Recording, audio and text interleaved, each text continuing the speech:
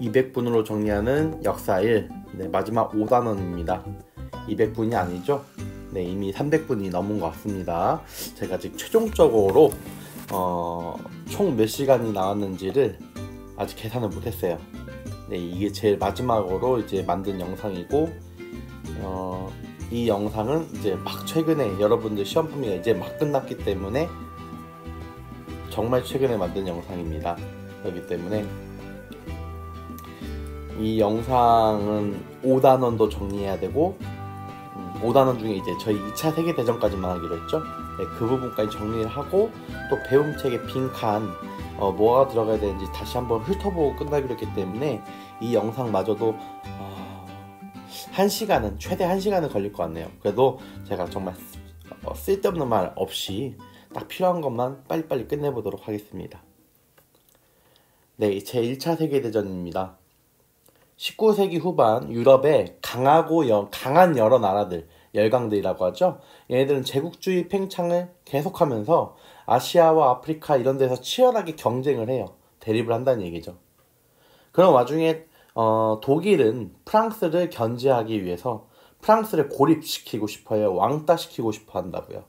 그래서 이 프랑스랑도 여러모로 대립 구도에 있거나 좀 이해관계에 따라서 이해관계에 있었던 이제 오스트리아 헝가리 제국과 그리고 이탈리아와 삼국 동맹을 맺습니다. 독일은 얘네들과 이렇게 삼국 동맹을 맺어요. 이에 맞서서 영국과 프랑스가 어디를 끌어들이면서 러시아를 끌어들이면서. 근데 이제 뭐 이미 한 차례 얘기했잖아요. 제국주의 할 때 독일은 뭐 원래는 러시아랑도 잘 지내고 프랑스를 견제하기 위해서 뭐 러시아랑도 잘 지내고 러시아랑 프랑스가 친하지 않게 하기 위해 노력했는데 결국 그게 깨지면서 이러한 삼국 동맹과 삼국 협상 각각 체결되고 그 갈등이 심화되기 시작합니다.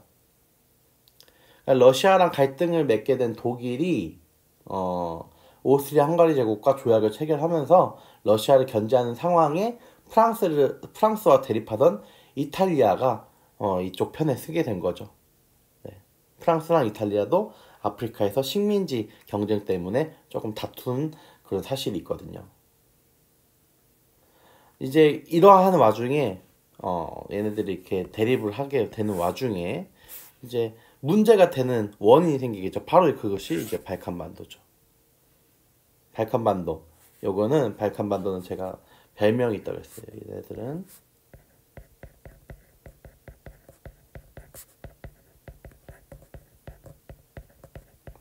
화약이 엄청 많은 창고입니다. 화약이 많은 창고이기 때문에 여기는 불 조심해야 돼. 왜?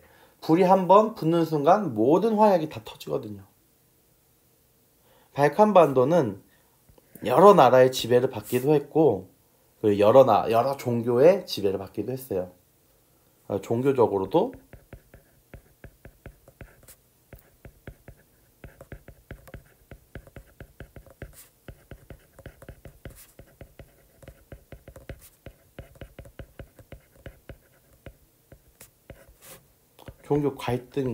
다양한 종교 갈등이 있어요. 따라서 민족 간의 대립, 종교 간의 갈등, 그러니까 여러 민족이 함께 살았던 지역이라서 민족과의 갈등도 많고 종교의 갈등도 많더라. 그래서 언제 어디서 이게 불거져도 갈등이라는 게 이상할 것이 없는 지역이 이곳이거든요. 근데 여기가 지리적으로는 또 여기 어디 없나? 여기 없구나. 네, 지리적으로 요 발칸반도라는 곳이요. 유럽과 서아시아가 연결되는 지점. 여기가 이제 서아시아 이쪽으로 가야 서아시아잖아. 서아시아랑 요쪽에 이제 유럽을 연결짓는 그런 중요한 길목이 있단 말이죠. 지리적으로. 그죠? 그래서 동서교류의 통로가 되면서 많은 사람들이 오갈 수밖에 없었고 그 과정에서 이제 여러 세력이 통치하는 세력이 바뀐 거예요. 그래서 결국은 여러 국가가 세력 확장하는 과정에서 서로 만날 수밖에 없는 곳이 바로 이 발칸반도였습니다. 발칸반도. 여기는 유럽의 화약고 언제든지 빵 하고 터질 수밖에 없는 곳이 되어버렸다. 이런 발칸반도 안에서 오스만 제국의 지배에서 벗어나려는 여러 민족의 독립운동이 활발하게 나왔고요. 그중 하나가 그리스예요. 그리고 이와 따라 이제 요 범게르만주의, 게르만족에 속한 그 민족이 자신들을 중심으로 한 국가를 만들고자 했던 요 범게르만주의, 오스트리아 헝가리 제국의 범게르만주의, 그리고 슬라브족의 대표인 이 러시아 범슬라브주의, 얘네들의 대립도 시작된다는 거죠.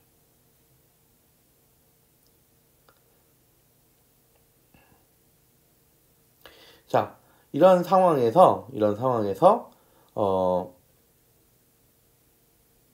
오스트리아 헝가리 제국이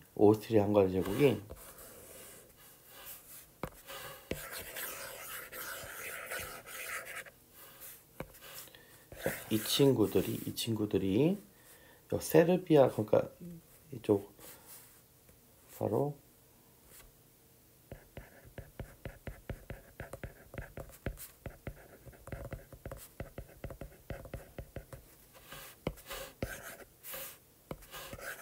요 사라예보가 있는 지역, 여기로 그냥 여기를 써야겠네요.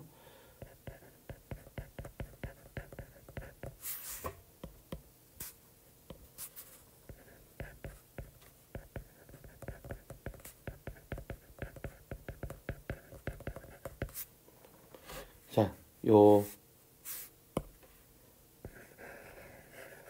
보스니아 헤르체고비나라는 지역이 있었어요. 그 중에 요 사라예보는 이 보스니아 헤르체고비나에 속하죠. 슬라브족 국가예요. 여기는 슬라브족. 보스니아 헤르체고비나는 슬라브족이에요. 세르비아도 슬라브족이에요. 세르비아는 이 보스니아 헤르체고비나를 먹어서 슬라브 국가를 더 넓히고 싶어 했어요. 근데 오스트리아 헝가리 제국, 요 범게르만주의에 속해 있는 요 국가가 요 보스니아 헤르체고비나를 먹어버려요.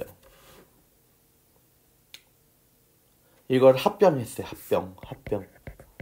합쳐버렸어요. 오스트리아 헝가리 제국이 중심으로 해서 합쳐버렸어요. 그러니까 세르비아가 항상 보스니아 헤르체고비나를 먹으려고 이제 준비하고 있었는데 얘네가 먼저 선수 쳐가지고 세르비아가 발칸 동맹이란 걸 맺어가지고 이에 맞서 제1차 발칸 전쟁이 일어나요.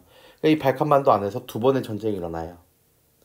또 영토 분배 문제로 발칸 동맹국 지네들 사이에서 또 제2차 발칸 전쟁도 벌어집니다. 그렇게 대립을 하고 있었어요. 그렇게 발칸반도 안에서 긴장이 높아지고 전쟁도 일어나고 하는 와중에 보스니아의 사라예보, 그러니까 보스니아 헤르체고비나에 속해 있는 요 사라예보라는 요 동네에 1914년 6월에 누가 방문을 하느냐? 바로 요 오스트리아 헝가리 제국의 황제의 아들 황태자 부부가 이렇게 방문을 합니다. 그래서 제가 수업 때 얘기했죠. 하필 긴장감이 감도는 전쟁, 얘네 때문에 전쟁이 터졌는데 굳이 이 합병한 요 자신들 거라고 뭐 자랑하는 것도 아니고 이 합병한 보스니아 헤르체고비나에 왜 황태자 부부가 등장을 합니까? 그 세르비아나 요 보스니아 쪽에서 뭐 좋게 보겠어요? 지금 땅 자랑하는 것도 아니고, 그치? 굳이 왔다가 요 세르비아계 청년에게 암살을 당한단 말이죠. 암살을 당해요. 총을 맞아가지고 암살되는 순간 바로 이게 무슨 사건이야? 사라예보 사건이에요. 그래서 오스트리아 헝가리 제국이 어디에다가 이제 사라예보 사건이 터졌으니까 바로 선전 포고를 해. 세르비아랑 너네 나 전쟁하자.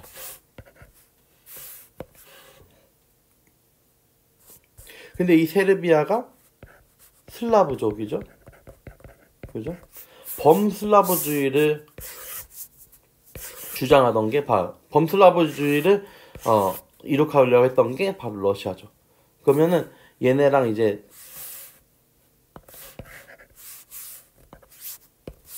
싸우는데 얘가 껴들어 지원해줘. 그죠? 그러니까 얘네랑 또 편인 누가? 그치? 이탈리아랑 또 여기에 독일이 또 들어오네. 그럼 또 이 러시아랑 지금 뭐야 협상을 같이 한 영국, 프랑스 다 이제 이게 1차 세계대전이죠. 1차 세계대전입니다. 1차 세계대전. 그래서 삼국동맹과 잇따라 참전하면서 큰 전쟁이 나왔다. 1914년에 바로 1차 세계대전이 발발합니다.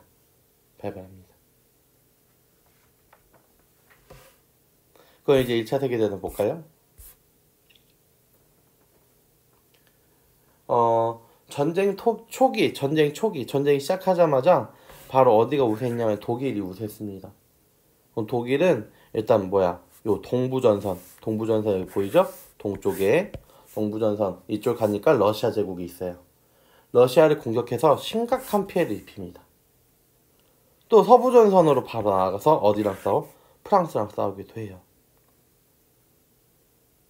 영국과 프랑스랑 싸우는데요. 독일의 공격에 영국과 프랑스도 가만히 잘 안 있죠. 어떻게든 뭐야? 네, 강력하게 저항하면서 전쟁이 교착 상태에 빠져요. 특히 요 마른 전투가 보이죠. 마른 전투는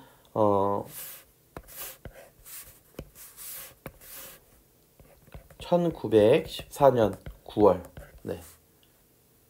9월에 프랑스의 파리 북동쪽에 위치한 마른강을 사이에 두고 영국 프랑스 연합군이 독일군과 벌인 전투예요. 제1차 세계대전 초기 독일은 빠른 공세로 그들에게 유리한 전세를 만들려고 했어요. 독일은 빠르게 공격해가지고 빨리빨리 점령해서 자신들에게 유리한 전세를 만들고자 했다고요.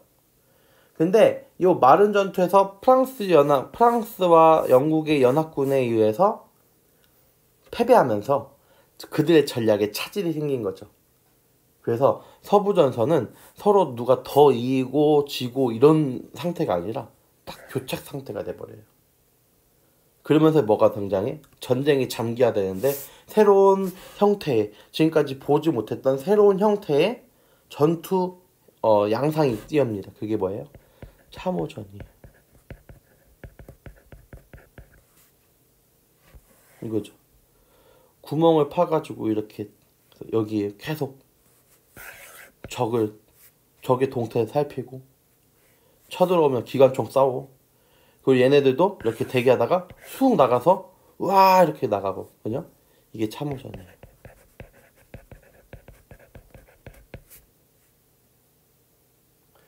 근데 이게 방어용 구덩이를 파서 서로 대치하는 요 참호전은 그래서 어쨌든 이게 처참하고 지루할 수밖에 없어요. 한참 맨날 기다리는 것밖에 없어. 장기간 대치야. 근데 이 참호안은 어때요? 참호는 어떨 것 같아요? 참호는 그 안의 상태가 비위생적이야. 그러다 보니까 전염병 또한 잘 돌았죠. 그래서 죽은 병사들도 많아요. 싸우다 죽은 애들보다. 이런 참호전이 1차 세계대전에 처음으로 나타났다. 그래서 전쟁이 장기화되더라. 이런 와중에 지금 이탈리아가 어떻게 해요? 이탈리아가 연합군으로 가요. 연합군. 그래서 지금 독일은 편을 잃었죠. 그러면은 색깔로 칠해볼까? 자, 독일과 함께한 애들은 그러면 어떻게 됐냐? 여기에 얘네가 들어와. 오스만 제국 불가리아가 들어오고 이렇게 되면서 지금 4대4가 됐죠. 영국, 프랑스, 러시아, 이탈리아가 한편, 독일, 오스트리아, 헝가리, 불가리아, 오스만 제국이 한편. 이렇게 해서 계속 싸우게 됩니다. 그래서 이뿐만 아니라 나중에 독립을 시켜주겠다, 식민지로서. 그런 뭐 스스로 통치할 수 있게 해주겠다, 그런 약속받은 유럽의 많은 식민지들도 참전을 해요. 그리고 일본도 멀리서나마지만 이제 제가 참전한다고 했죠. 일본도 요 연합군 측으로 이제 같이 참여를 해요. 그러면서 이제 전 세계로 전쟁이 확대된 거죠. 그러니까 세계대전이에요. 자, 이런 와중에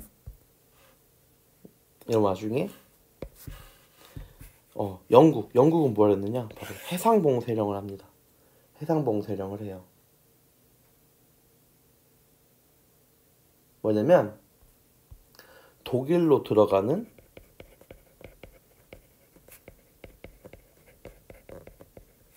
군수 물자를 통제해요. 이렇게 바다를 통해서 들어가는 걸 막아버려요. 그러니까 독일이 어떠한 이게 여기에 해상봉쇄령이 그냥 뭐 포기할 수 없잖아요. 포기할 수 없어요. 그러니까 얘네들도 여기에 맞서는 뭘 해? 무제한 잠수함 작전을 해요. 무제한 잠수함 작전을 하는데 뭐냐? 독일이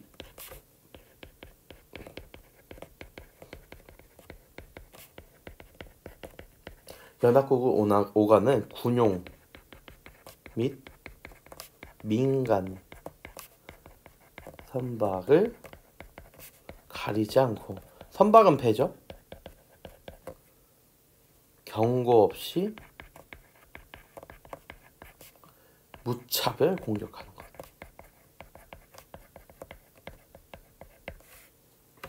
근데 문제는 요 민간 선박 때문에 그래요. 민간 선박 때문에.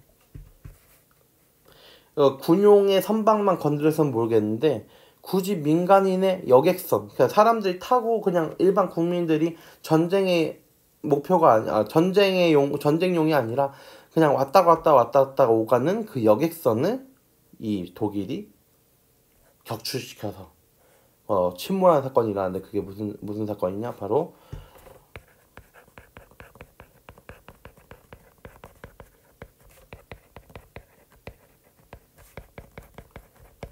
루시타니아호 침몰 사건이더라.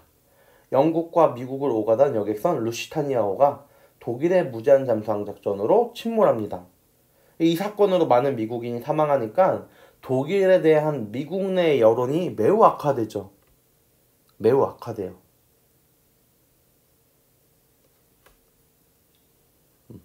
그래서 이게 미국의 참전을 원했던 포스터예요. 이 전쟁에 중립국으로 참전하지 않았던, 지켜만 보고 있고 무기만 팔았던 미국이 여기에 참전하는 꼴이 되죠. 저는 이거 뭐 독일이 정말 큰 실수를 한 거라고 생각을 해요. 그렇게 해서 미국이 참전을 결정하고 연합국 편에 서면서 전쟁이 연합국에 유리하게 전개되기 시작합니다. 그런데 이 동쪽에 뭐가 발생하냐면, 동쪽에 동부전선에 있었던 러시아 안에서 내부에 혁명이 발생을 해요. 그래서 러시아가 이 혁명 때문에 독일과 단독 강화 조약을 맺습니다. 강화 조약이라는 건 더 이상 싸우지 않고 평화적으로 이제 해결하려는 그런 조약인데요. 이 강화 조약을 통해서 전선을 이탈합니다. 이 조약의 이름은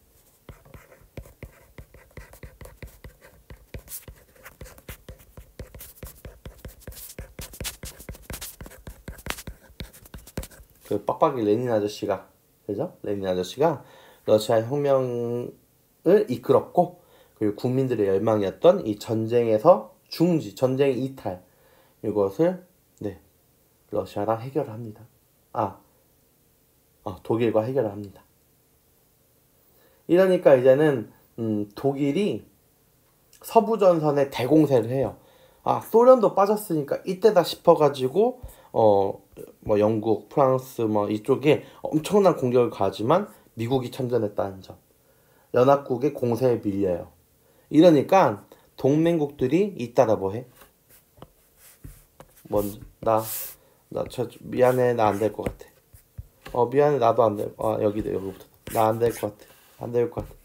나도 안 될 것 같아. 그럼 이제 독일 만남. 딱 이 상황.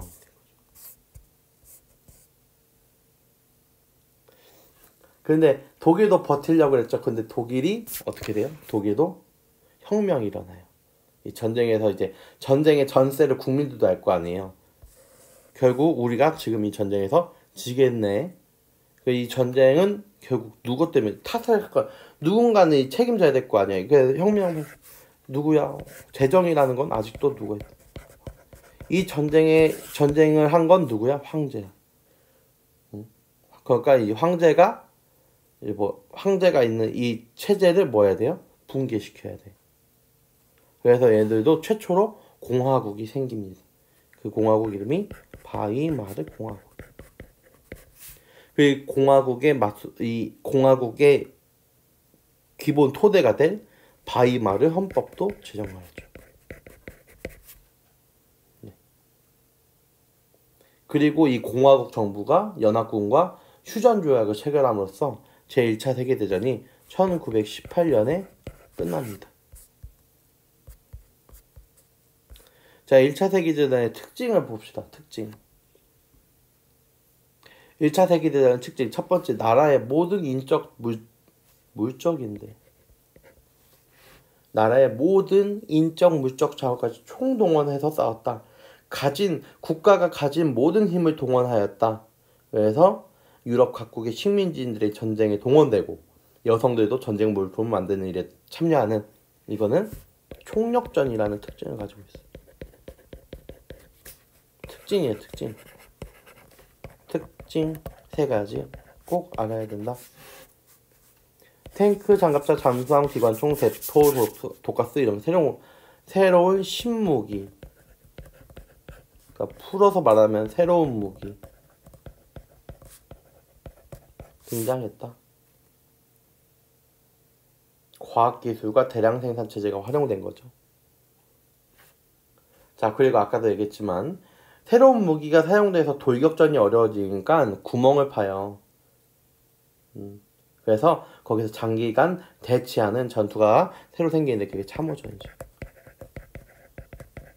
그래서 1차 세계대전의 특징 3가지는 총력전, 새로운 무기 등장, 참호전 이 3가지를 꼭 알고 계시면 좋겠습니다.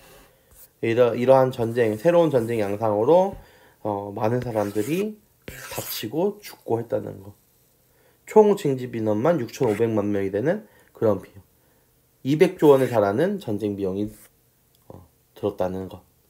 그 정도만 아시면 될 것 같습니다. 알겠죠? 자, 전쟁이 끝났으니까 이 전쟁에 대한 전후 처리. 전쟁이 끝난 전후 처리 문제, 전후 문제를 처리하기 위해서 파리에서 회의를 개최합니다. 파리에서 회의를 개최해요. 그게 무슨 회의? 파리 강화회의.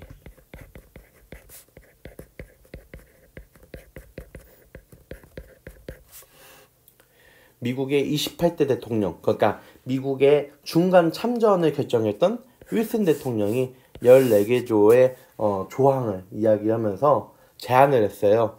그 중에 이제 특별한 게 뭐가 있느냐? 비밀적으로 외교하는 거. 니들끼리 뒤에서 짝짝꿍 하지 마라.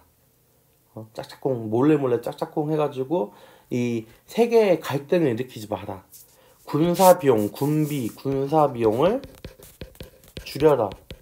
계속 무기 만들고 배 만들고 뭐 만들고 하니까 전쟁이 일어난 거다. 그렇게 얘기를 한 거죠. 자, 근데 우리가 또 주목해야 될 바 뭐가 있다 했어요? 민족 자결주의가 있다 그랬어요. 식민 지배를 받고 있는 나라와 민족의 주권 문제는 식민지 주민의 그들의 이익과 손해가 반영돼야 된다. 그러니까 니들이 알아서 잘 뭐 해라. 독립하라. 네, 이거는 패전국의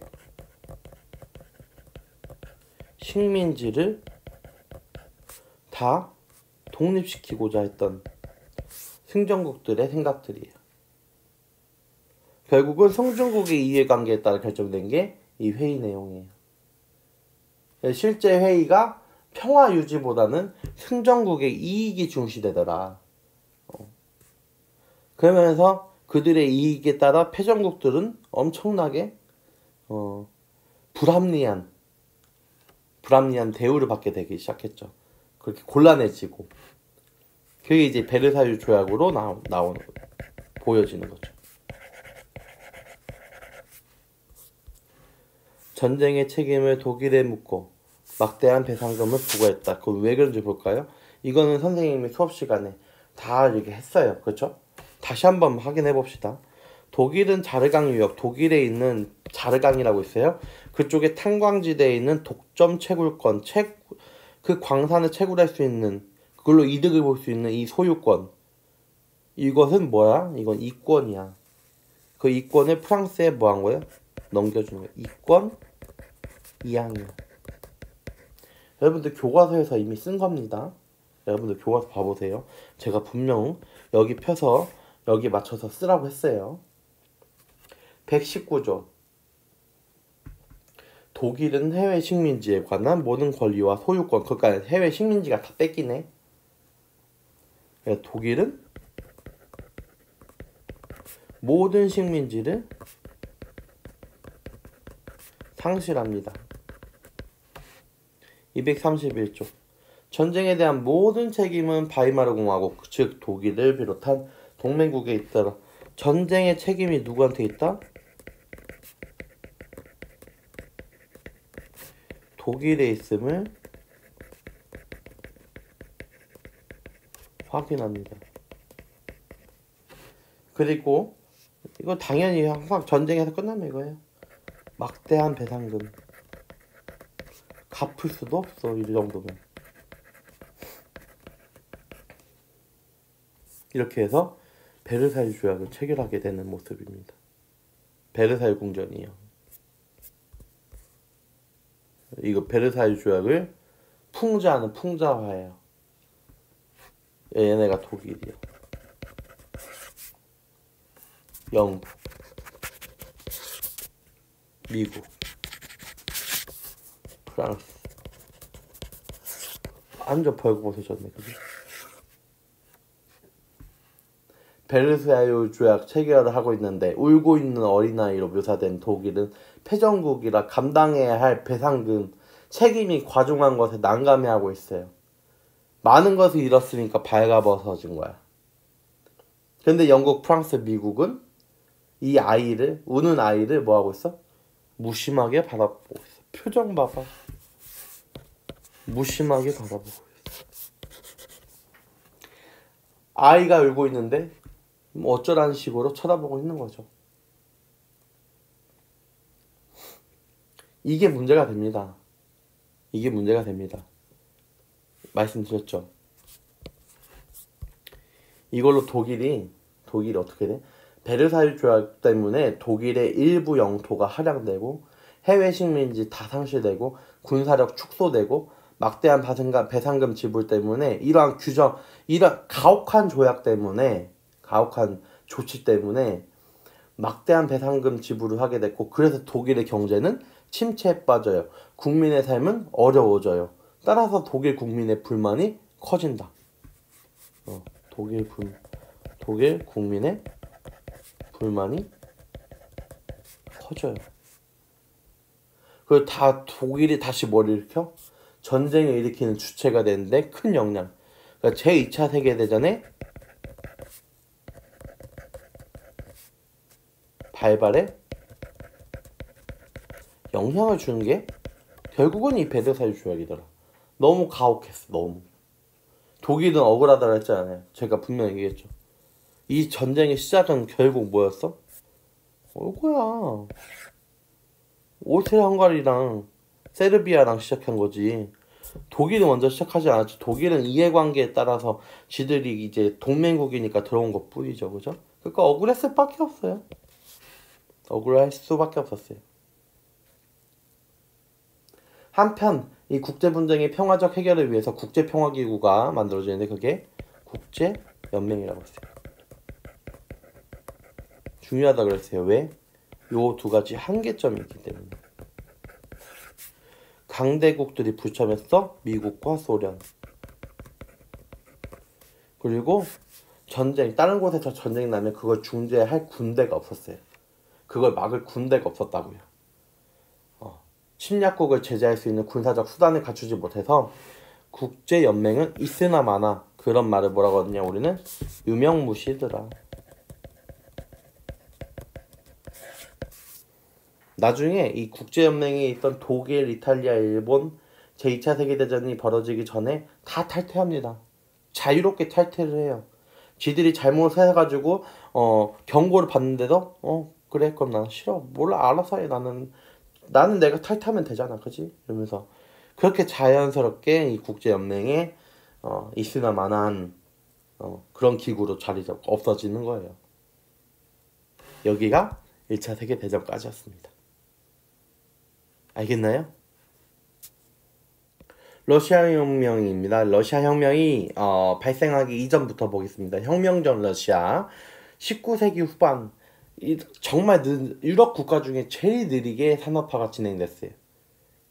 말씀드렸지만 후진국이에요. 여기는 후진국이었던 러시아는 뒤늦게 산업화를 진행했고요. 그거에 따라 이제 노동자 수가 증가하고 노동자를 대변할 수 있는 그런 체제, 사회주의 사상이 보급되고 확산이 됩니다. 이에 따라 이제 뭔가 많이 알게 된 사람들은 우리가 아직 황제 체제야. 우리는 아직도 농업 중심의 경제, 전제 정치 이게 아직도야. 우리는 그러니까 이 우물안 개구리들이 드디어 뭔가 알았어요. 알아가지고 비판하기 시작해요. 그리고 개혁해달라 그래요. 시대가 달라지는데 달라진 건 없는 러시아에 대해서 이제는 열심히 개혁을 하자고 요구합니다.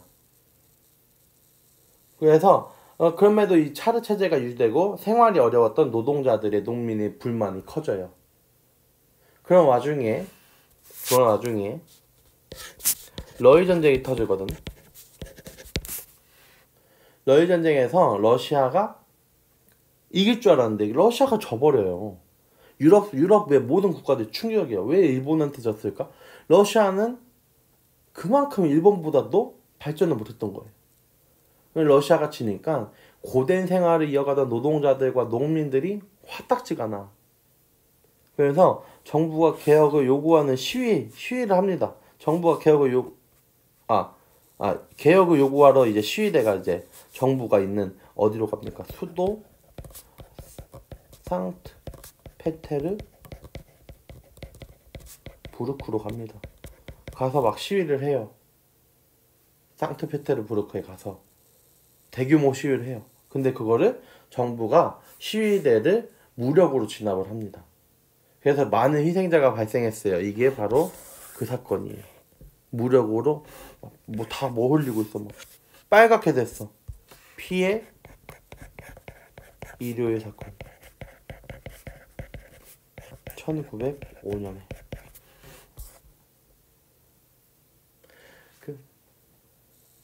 이렇게 희생자가 발생했기 때문에 더 이 많은 사람들이 저항하고 그리고 따질 거라 생각했어요. 시위가 더 심해질 거라. 그래서 차르 황제가 개혁을 약속하는 10월 선언을 합니다. 10월 선언. 그래서 양심, 언론, 집회, 결사의 자유를 약속하고 입헌군 주제, 의회를 만들어줄 거 이런 거 다 이제 이 상황을 진정시키기 위해서 이런 것들 다 약속을 해요. 근데 이를 지키지 않고 오히려 전제 정치를 강화하죠. 황제 중심으로 계속하죠. 그죠? 이러니까 결국 뭐가 터지는 거예요? 혁명이 터지는 거예요. 3월 혁명입니다. 3월 혁명. 자, 러시아는 1차 세계대전 참전했어요. 누가? 이 전제 정치를 하고 있는 니콜라이 2세 황제가 1차 세계대전에 참전을 했어요.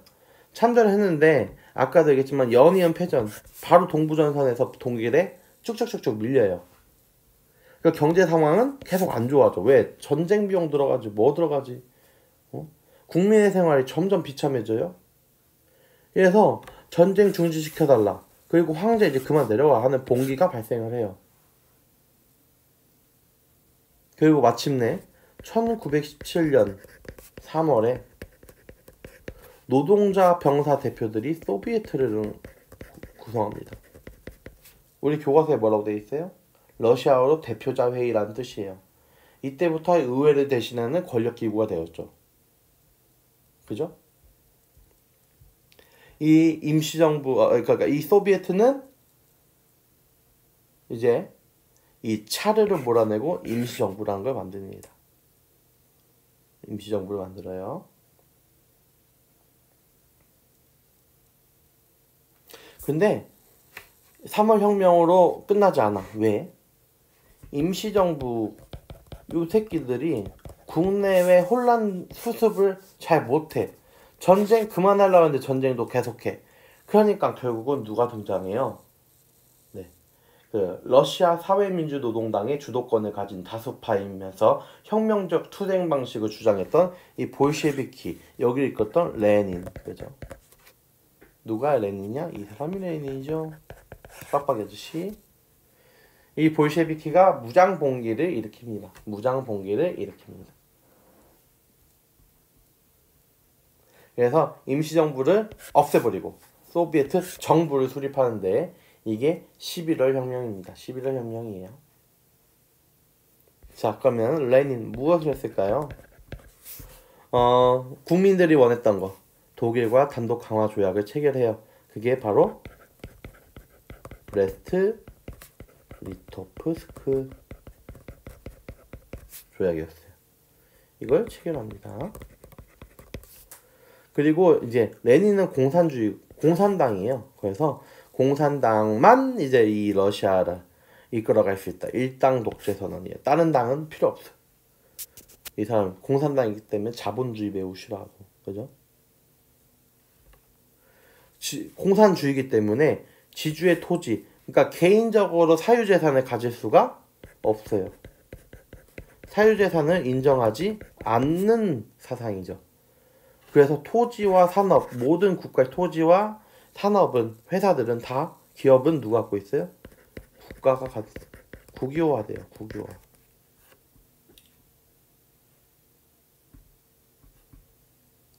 그리고 이 레닌은 사회주의 혁명을 전 세계로 퍼뜨리고 싶어 했어요. 그래서 국제공산당 연합 조직인 코민테른을 결성합니다. 코민테른. 그래서 여러 나라에서 일어난 반제국주의 독립운동을 지원하고요. 사회주의가 확산돼서 여러 나라에서 공산당이 조직됩니다. 그래서 노동운동과 민족해방운동이 활발해진다는 점. 그래서 말씀드렸죠. 우리나라는 조선공산당이 생기고 중국은 중국공산당이 생겼어요. 다시 말씀드리면 코민테른이 했던 건 뭐냐면, 이러면 길어지는데, 러시아 공산당은 지금 뭐냐면 본점이에요. 근데 너무 맛있어. 잘 되고 있네. 그러면은 여기저기 또 만들어가지고 이 이름 때문에 해서 체인점을 만들어요. 체인점. 그 체인점들이 각 나라에 퍼져서 만들어진 중국 공산당, 조선 공산당, 이렇게 체인점을 만드는 거예요. 프랜차이즈 사업을 한 거예요. 프랜차이즈 사업에 이제 코민테른이 이용된 거죠. 코민테른 만들어서. 이러면 이해하기 쉽겠죠? 자, 이렇게 했는데 저 원하는 사회주의 국가를 했어요. 국가가 주도해서 경제를 이끌어가면은 뭔가 전보다는 더 잘 살 수 있을 거라 생각했어. 경제가 많이 회복할 거라 생각을 했어. 근데 안 돼. 여전히 전쟁에 참여했을 때처럼 힘들어. 더 힘들어지는 것 같아. 왜? 사회주의가 이 경제랑은 전혀 안 맞는 거죠. 그래서 신경제정책 뇌프를 합니다. 소규모 기업 활동을 인정해주고 농민이 현물세를 납부하고 남은 생산물을 자유롭게 시장에서 판매 가능? 그럼 판매해서 그 판매한 금액은 누가 갖는데? 국가한테 다 주나? 아니죠.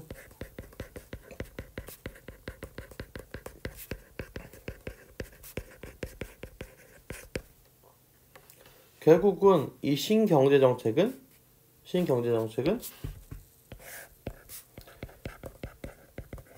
자본주의적 요소를 도입할 수밖에 없었어요.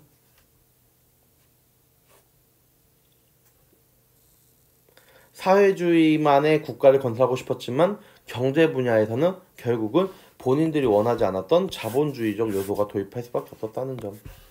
성찰을 해서 깨닫고 반성해서 한 거죠. 하지만 정치시대는 여전히 사회주의 국가다. 이런 점에서 이런 풍자가 나오기도 해요.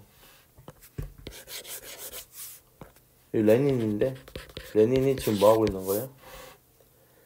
짜르와 귀족, 황제와 귀족들, 산업자본가들, 돈을 가지고 있는 산업자본가들 다 쓸어버리는 풍자화예요.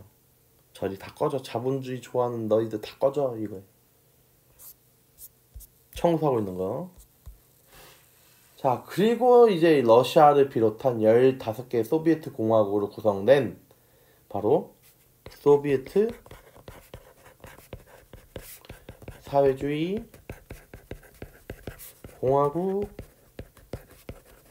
연방 그 공화국들로 묶은 소비에트 사회주의 공화국 연방 약칭으로 소련이 성립됩니다. 이제 러시아라고 하면 안 돼요. 그래서 소련이 망할 때까지는 소련이라고 해야 됩니다. 자, 레닌의 뒤를 이어요. 레닌은 일대 서기장이고요, 소련의. 그 다음에 이 사람 바로 누구? 스탈린.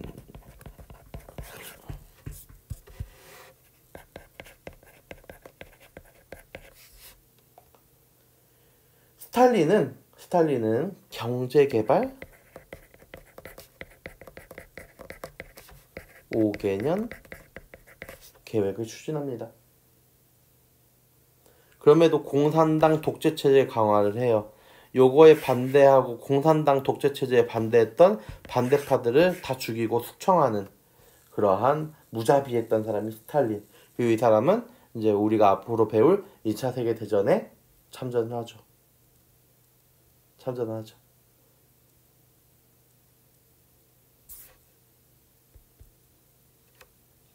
자, 대공황입니다. 대공황. 1차 세계대전이 있었어요. 그렇죠? 1914년부터 18년까지 1차 세계대전이 있었는데 이 세계대전을 거치면서 아주 크게 경제적 이익을 보았던 미국이 있습니다. 세계 경제를 주도해가 나가요. 왜냐면 미국은 대전 중에 무기 제작 처음부터 참전하지 않았잖아요. 무기 제작하고 수출을 해요. 그리고 돈을 많이 벌었어요. 물론 전쟁이 끝나고 나서 복구 과정에도 유럽 국가에 자금을 빌려줄 정도로 그렇게 잘 나갔어요. 이를 바탕으로 미국은 세계 경제 시장을 주도했죠. 경제적으로 번영하니까 그 미국의 기업들이 생산을 열심히 늘려요. 은행으로부터 뭘 받아요? 투자를 받아요. 그래서 열심히 생산하는데 그게 뭐가 됐어요? 너무 많이 만들었어요. 근데 사는 사람 없어. 왜? 왜 사는 사람이 없어?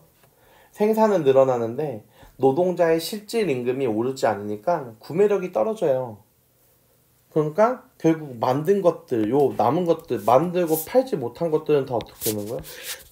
응? 재고가 돼요, 재고. 창고에 쌓여요. 창고로 가. 이러니까 결국 기업이 어떻게 해요? 기업이 파산. 투자했던 은행도 파산.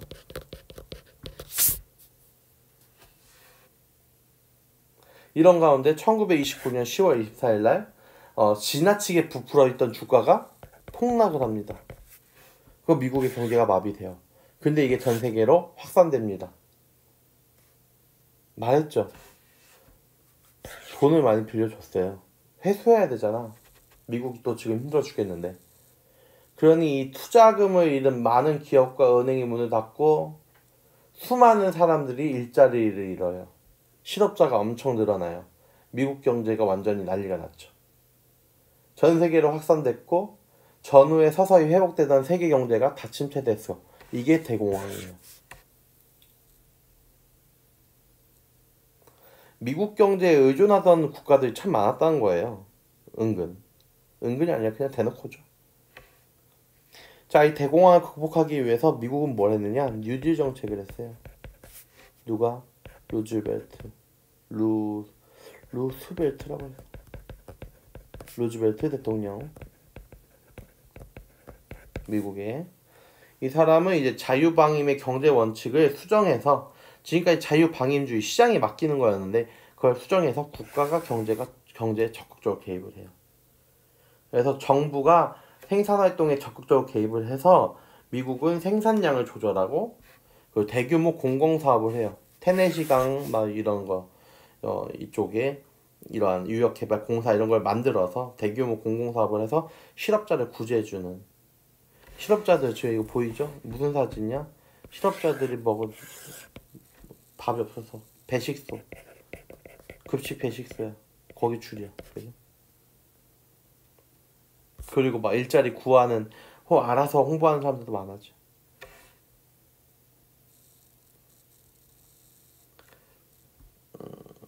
영국과 프랑스는 뭘 했을까요? 영국과 프랑스는 식민지가 많은 국가였잖아요. 그래서 블록 경제를 하는데 본국과 식민지를 묶어요. 그래서 본국과 해외 식민지 사이의 경제적 유대를 강화해서 대공황을 극복하려고 했어요. 과잉된 생산, 과잉으로 많이 만든 물품은 어디에 팔아? 식민지에 팔아. 수입품은 높은 관세를 물려가지고 수입량을 억제해요. 그러니까 결국은 수출을 늘리고 수입을 억제해. 이걸 뭐라고 했어? 보호무역이야. 그 절대주의 왕정에서 했던 그 중상주의 정책과 비슷하죠. 그렇게 해서 경제적인 문제를 해결하려고 했어요. 근데 이게 해결 안 되는 국가들도 있더라. 누구? 얘네야, 대표적으로. 기본적으로 경제 기반이 약하고 식민지가 없던 이탈리아, 독일, 에스파냐, 일본인데요. 얘네들은 왜 식민지가 없어? 특히 얘 없어. 왜 없어? 독일은 다 뺏겼잖아요. 베르사유 조약으로 식민지 상실됐고요. 영토 조그매졌고요. 배상금 지불하느라 돈도 없어요. 이러니까 제공황이 일어난 다음에 경제적인 혼란 이런 거 해결할 수 없어. 사회적 불안 해결할 수 없어. 이탈리아랑 일본은 선생님 승전국 아니었네, 1차 세계대전에. 맞죠? 근데 이탈리아는 삐져 있다니까요. 왜? 미국, 영국, 프랑스가 거의 얘는 거의 그냥 뭐 깍두기 뭐야, 혜택을 주지 않고 지들끼리만 다 논아 먹었어. 일본은 뭐 그냥 일본이 영국이랑 동맹이라는 이유만으로 참전한 건데 사실상 거기에 완전 직접적으로 참전한 게 아니어서 얘네도 혜택이 없어요. 그래, 얘네들은 이러한 국내외 사회적 혼란, 경제적 혼란, 이 모든 혼란들을 해결하려면 이거밖에 없었어. 전체주의. 개인의 모든 활동, 민족이나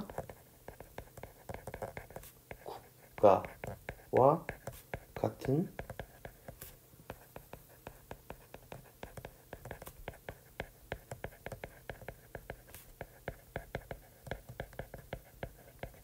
의해서만 존재한다는 이념.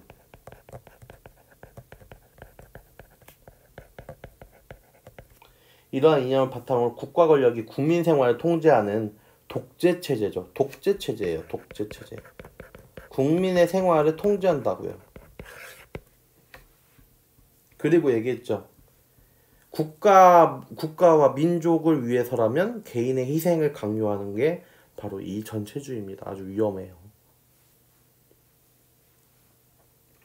이탈리아 대표적인 사람 무솔리니.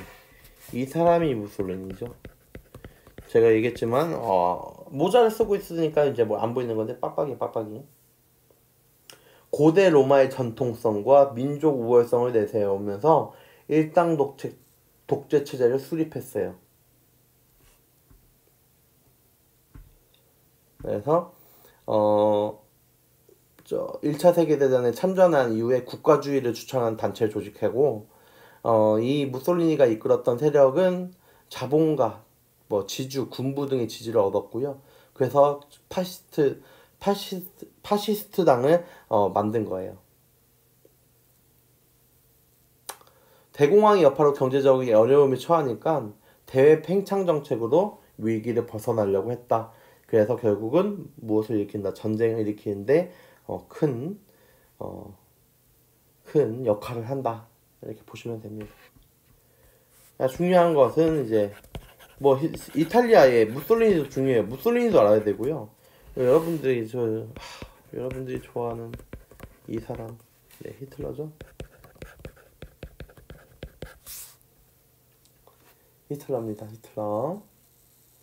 대공황을 계기로 히틀러의 나치당이 국민의 지지를 받아가지고 정권을 차지합니다. 그게 1933년이에요. 나치당은 독일 민족의 우수성을 강조하고 유대인을 탄압하는 무슨 정책? 인종차별을 했어요. 인종차별. 나쁜 새끼들. 제가 우리 교과서 186페이지에 나치스 친위대가 나와요. 무장 조직이고 대외 침략하는 활동을 열심히 했거든요. 그죠? 얘네들 사진도 있어.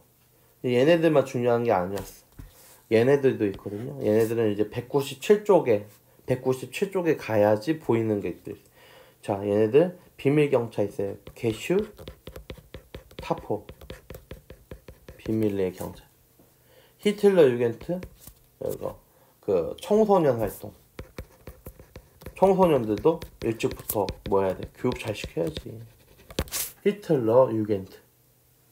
그죠? 얘네들 뭐 하는 거야? 국민 감시, 통제, 언론 통제.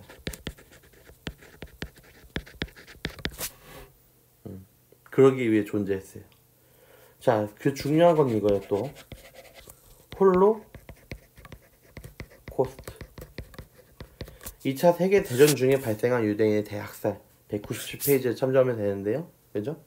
유대인들 중에 강제 노동을 했는데 노동을 더 할 수 없는 사람들, 다쳤거나 그리고 힘이 없거나 노인이거나 다 죽입니다. 가스실에 들어가. 그게 히틀러입니다.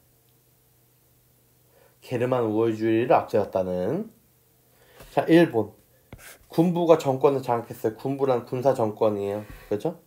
군부가 정권을 장악하고 그 위에 자신들 본인들이 최우선으로 그 명령을 들어야 되는 건 누구다? 이 천황이다. 천황이거든요. 히로히토 천황. 쇼와 천황이라고 하는데 히로히토 천황. 이 새끼도 전쟁 범죄자예요. 군국주의를 강화합니다. 국가의 가장 중요한 목적이 뭐야? 군사력에 의한 대외적 발전입니다. 전쟁과 그 준비를 제일 중요시해요. 전쟁을 위해서 존재하는 국가인 거야. 군국주의. 알겠나요? 그러면서 대륙 침략을 본격화합니다. 중국 대륙을 먹으려고 그랬죠. 얘네들 전체주의나 군국주의 다 독재체제고요. 국가와 민족을 최우선으로 해요. 그게 전체주의니까요. 그래서 대공황의 위기를 극복하기 위해서 군비를 늘려. 그리고 대외 팽창해. 왜? 대공황. 그러니까 경제적인 문제랑 여러 가지 다 해결하려고. 알겠나요?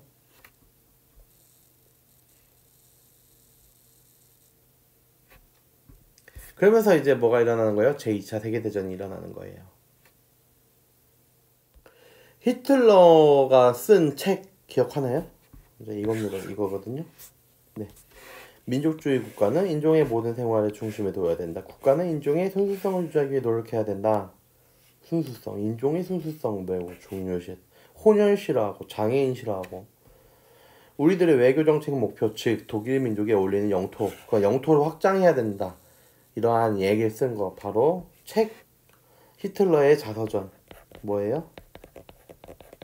나의 투쟁. 이거를 이제 사서 읽는 친구도 있습니다. 그쵸? 나의 투쟁. 요겁니다. 요거. 이런 히틀러는 이제 본격적으로 팽창 정책, 팽창을 하려고 대외 팽창을 위해서 뭘 합니까? 전쟁을 하는 거예요. 히틀러 집권 이후에 독일이 국제연맹에서 탈퇴를 합니다. 아까 그 얘기했죠? 유명무실했던 그 국제연맹, 국제평화기구 그거 탈퇴해요. 그리고 다시 재무장합니다. 그러니까 유럽이 다시 긴장 상태에 들어가요. 또 전쟁이? 이런 거지. 독일과 이탈리아가 이 베를린과 로마 추축을 형성하죠. 이제 이렇게 더 있기 시작하는 거야, 그죠? 저 멀리 일본까지, 그죠? 이렇게 방공협정까지 체결해서 이 전체주의 국가 간의 결속을 강화합니다. 그런 와중에 히틀러가 이제 야욕을 드러내기 시작하죠. 자, 너희도 우리랑 처지 똑같잖아, 그치? 그리고 제가 얘기했어요. 히틀러라는 사람은 오스트리아 사람이야, 그죠? 오스트리아 가서 너 내 동료가 되라. 그러니까 오케이 했다 그랬어요, 그죠? 병합 합쳤어. 체코슬로바키아의 국경지대였던 주데텐란트 여길 먹으려고 했어. 일부 점령하려고 하니까 누가 이렇게 쳐다봐? 영국과 프랑스가 쳐다봐. 그래서 따로 불렀다고 했어요. 독일 만나. 그래, 주덴텔란트 줄게. 여기까지 해. 근데 히틀러가 엿먹어. 이런 다음에 뭐해? 체코슬로바키아를 아예 다 뭐해요? 먹어. 그죠? 그러니까 이제는 영국과 프랑스가 반파시즈 연합, 그러니까 우리는 반대한다, 파시즘에 반대한다는 연합을 결성해서 폴란드랑 서로 상호 원조 조약. 이제 폴란드 너희들도 위험할 것 같으니까 우리가 도와줄게. 그게 영국, 프랑스였어요. 근데 독일은 역시나 어디를 먹고 싶어 했어? 폴란드. 얘기했죠, 제가 수업 시간에. 폴란드가 가지고 있던, 폴란드는 지금 역사상 러시아, 독일, 오스트리아에 계속 찢겨가지고 아예 존재하지 않는 적도 많아. 근데 그걸 살려준 게 얘네들이야. 영국, 프랑스, 미국 애들이 살려줬어. 1차 끝나고. 왜? 독일의 영토를 좁혀야 되니까. 그러니까 폴란드라는 나라가 새로 다시 등장한 거죠. 예전처럼. 그래서 독일은 여전히 여기 내 땅이었는데 먹고 싶어. 그렇지? 먹고 싶으니까 이제 먹으려고 해요.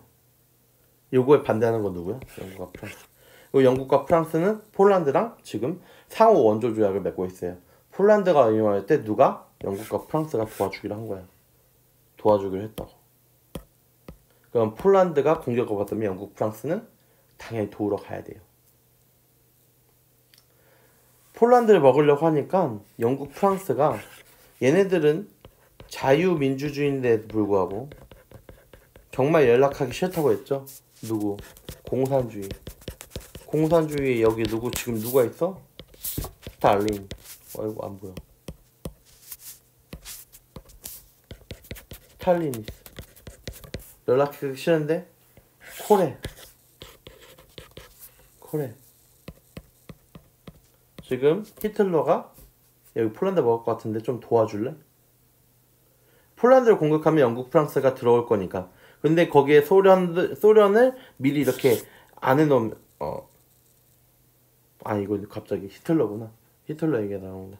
자, 영국, 프랑스가 이 히틀러가 더욱더 그런 일을 못하게 영토 확장을 못하도록 이제 막기 위해서 소련에 연락을 해요. 근데 이제 히틀러도 연락을 해요. 어디로? 소련. 제가 말씀드렸지만 나치 또한 공산주의와 매우 원수지간이에요. 함께 할 수 없는 애들이야. 나치도 공산주의를 너무 싫어요. 반공이야.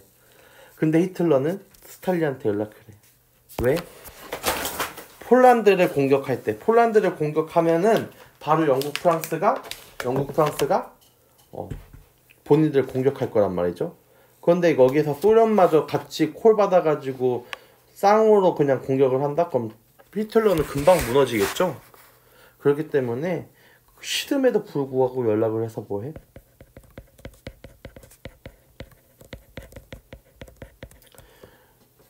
우리 서로 침략하지 말자. 대신 폴란드 찢어서 우리끼리 가자. 그리고 이 밑에 지역도, 이 중간 지역도 우리 서로 찢어서 같이 갖자. 이렇게 하니까 스탈린이 오케이 한단 말이야. 서로 침략하지 말자. 왜 우리 교과서에 이거 있잖아요. 그죠? 독소 불가침 조약에 대한 풍자화야. 반공을 강조하던 독일 나치와 자본주의 파시즘을 비판해온 소련 공산당이 뭐야? 서로 침략하지 않는다는 조약을 체결했어. 신혼여행 과연 얼마나 오래 갈 수 있을까? Wonder how long the honeymoon will last. 그렇죠? 얼마나 오래 갈 수 있을까? 그거에 대해서 풍자를 한 그림까지 있을 정도였어요. 이러고 나서 이제는 뭐해? 영국 이제 폴란드를 침공하고 그거 영국 프랑스가 독일에다가 뭐해요? 선전포고를 해요. 넌 되졌어. 이게 2차 세계대전의 시작이죠. 자, 폴란드를 점령한 독일은 빠르게 벨기에 부셔, 네덜란드 부셔, 그 다음 프랑스까지 들어가요. 그래서 뭐가? 프랑스의 수도인 파리가 점령을 당해요. 엄청나게 빠르게 정리가 됐죠. 프랑스가 그럼 없어집니까? 나라가 없어졌습니까? 아닙니다. 여기에 드골 장군이라는 사람이 망명 도망을 가서 임시정부를 수립해요. 어디에다가? 영국에다가. 그러니까 영국과 같이 뭐해 이제? 항전을 해. 독일과 싸웁니다. 영국에도 대대적인 폭격을 가해서 큰 피해를 입히는 게 독일이었어요. 독일이 아주 우세했죠. 이렇게 해서. 근데 이제 영국도 이때는 아주 훌륭한 그냥 유명한 영국의 총리가 있었죠. 처칠의 지휘 아래 독일의 공세를 열심히 맞서 싸웠습니다.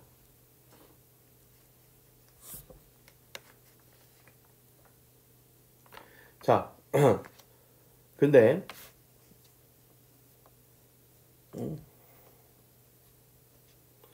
독일은 발칸 반도까지 점령하면서 영국을 제외하고, 영국엔 프랑스도 같이 있죠 이제, 제외한 모든 이제 유럽을 다 장악을 해요.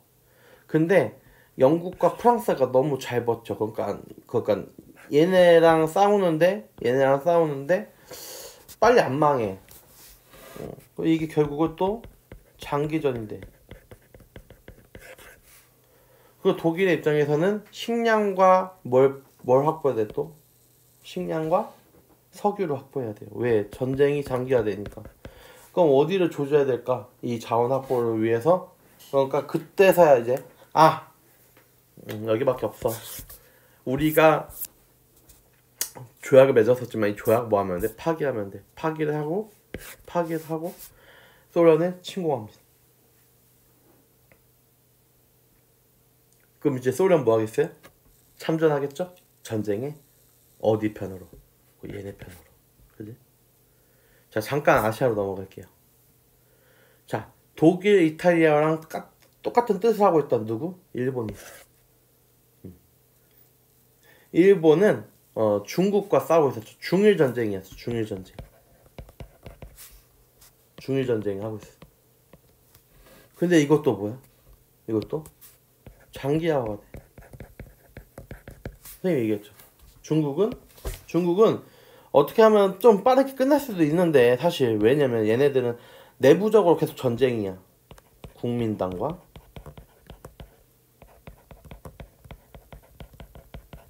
공산당이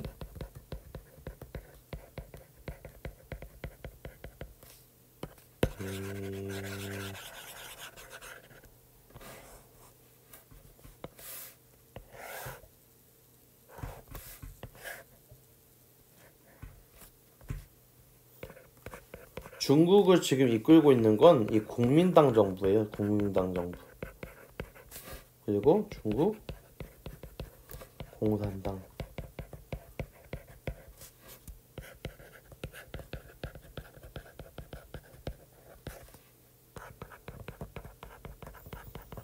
그 중국 내에서 얘 둘이 싸워. 누가 이 중국을 먹을까 막 이렇게 싸우는 거야 결국은. 싸우고 있는데요. 공산당이 마오쩌둥이 먼저 손을 내밀었어. 우리 잠깐 멈추자. 왜 우리겐 공동적이 있어. 우리 공동적 누구야? 일본이야. 일본이 우리나라 침략을 다 해가지고 여기저기 다 불태우고 지금 이러고 있는데 우리가 지금 싸우는 게 맞을까? 우리 지금 먼저 뭐 해야 될까? 손을 잡아서 누굴 공격해야 돼? 일본을 공격해야 되지 않을까? 그래서 손을 내밀어요. 근데 손을 계속 안 잡아. 누가? 장제스가. 난 싫어. 난 네가 너무 싫어. 난 너랑 싸워서 널 이기고 나서 일본이랑 싸울 거야. 이런 식으로 버틴단 말이에요. 결국 이 장제스는 지금 시대의 이 지금 그 정말 뭐가 중요한지 모르고서는 계속 지 고집 부려가지고 결국 부하로부터 납치를 당하고 감금을 당해요. 감금을 당한다고. 그래서 너 공산당이랑 손 잡을 때까지는 내가 안 풀어줄 거야. 이런 식으로 마오쩌둥 말 듣고 좀 그래봐. 이렇게 해가지고 결국은 부인도 오고 또 다른 이제 부하들도 와가지고 설득을 하면서 얘네들이 손을 잡아요. 그죠? 이게 무슨 국공합작이야. 국민당과 공산당이 합작을 했어. 그래서 공격을 계속해. 공격을. 그러니까 일본도 이 중국을 빨리 못 먹어. 이 중국 본토를 빨리 못 먹어. 장기화가 돼. 장기전. 그러니까 일본도 뭐가 떨어져? 뭐가 필요해? 석유와 물자가 필요해요. 그럼 어디에서? 여기가 있지. 전쟁에 제일 필요한 원료들이 있는 동남아시아를 타격을 하고 여기를 침략을 합니다. 그러니까 그거에 대해서 갑자기 누가? 저 태평양 건너 미국이 너네 그러면 안 되지. 왜 동남아시아를 건드려? 그 필리핀도 있잖아요. 거기 미국 다 이해관계가 얽혀 있어요. 얽혀 있다고. 응? 이 얽혀 있는 이 동남아시아 지역의 이해관계를 가지고 있던 미국이 영국, 중국과 함께 일본을 방해하기 시작해요. 동남아시아 진출한 거에 대해서 충돌한 거야. 미국과 충돌한 거야. 그러니까 미국 정부가 너 앞으로 우리 미국 국내에서 일본의 그 돈, 자산 모든 걸 다 쓸 수 없어. 두 번째, 일본에 대한 석유, 철강 수출은 금지한다. 일본은 이제 석유, 철강 수입 못한다 너네. 이렇게 해서 금지 조치를 내니까 일본이 뭐 해요? 무모하게 어디를? 이 태평양 한가운데 여기 어디야? 여기 하와이야. 여기에 미군의 해군기지가 있네. 해군기지를 기습 공격합니다. 이러면서 뭐가 시작돼요? 태평양 전쟁이 되고 2차 세계대전이 더 넓게 확대된 거예요. 전쟁의 범위가 완전히 확대된 거예요. 자, 이러면서 이제 미국도 참전을 하죠. 결국 이제 미국이 연합군을 참전하고 이 미국과 일본이 싸우기 시작합니다. 본격적으로 하와이에서 멀리 떨어지지 않은 이곳 어디? 미드웨이 해전이 있었어요. 그렇죠? 근데 여기 누가 이겨? 미국이 승리. 일본이 졌어.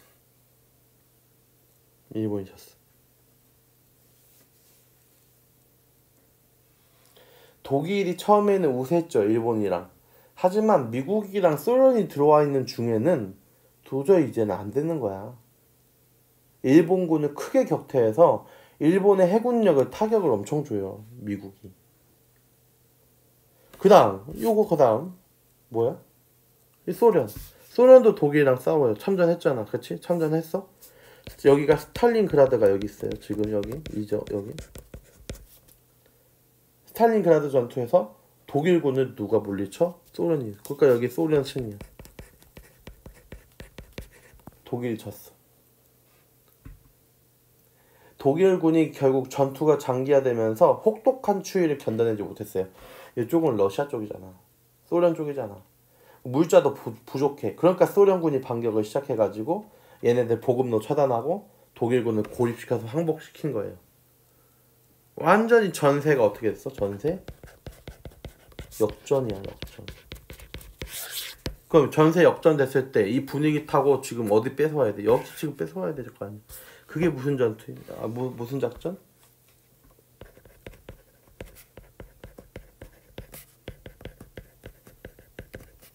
노르망디 상륙 작전이에요. 노르망디 해안이야. 노르망디 해안. 프랑스 해안 노르망디예요. 1944년 6월 6일이 D-Day야. D-Day. 군사 용어 공격 개시일이야. 이 날짜에 맞춰서 연합군이 요 노르망디 해안으로 상륙을 합니다. 그리고 독일군이랑 싸우죠. 그죠? 그런 다음에 여기서 이겨가지고 8월에 프랑스를 해방합니다. 독일에 있던 프랑스 임시정부가 다시 돌아옵니다. 다시 프랑스로 돌아와서 정부를 세우죠. 그리고 나서 이 모든 이제 영국, 미국, 프랑스, 소련 다 독일로 진격. 독일은 히틀러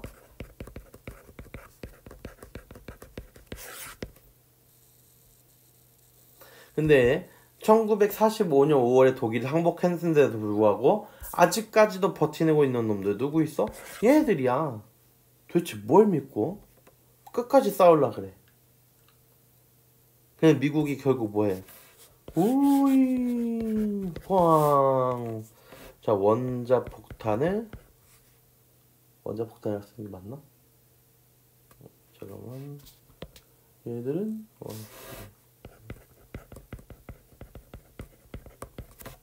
원자폭탄 투하랍니다.